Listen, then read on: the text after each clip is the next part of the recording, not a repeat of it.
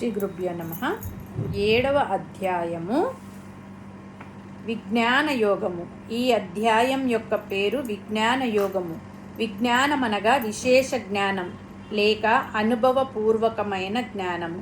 జ్ఞానము విజ్ఞానము అని ఇది వరకు మనము చదువుకున్నాము.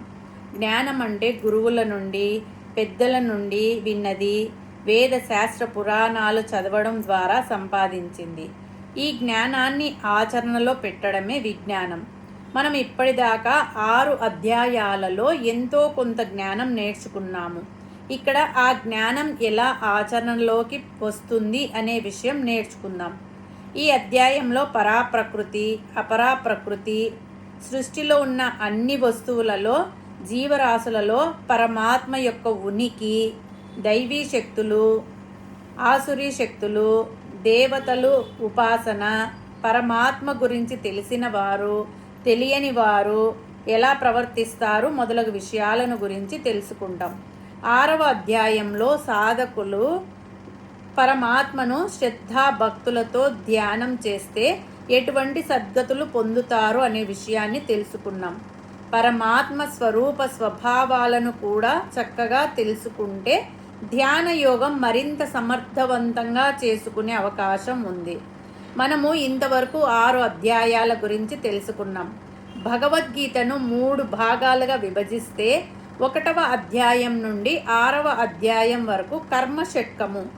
అంటే మనము ఈ 6 అధ్యాయాలలో కర్మ ఎలా చేయాలి, జ్ఞానం ఎలా సంపాదించాలి, పరమాత్మను ఎలా తెలుసుకోవాలి అని తెలుసుకున్నాం.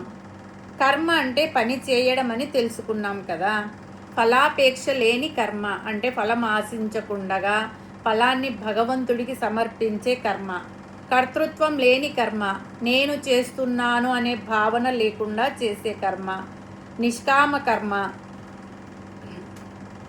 అంటే ఏది ఆశించకుండా చేసే కర్మ. ఇన్ని అధ్యాయాలలో కర్మ గురించి తెలుసుకున్నాము.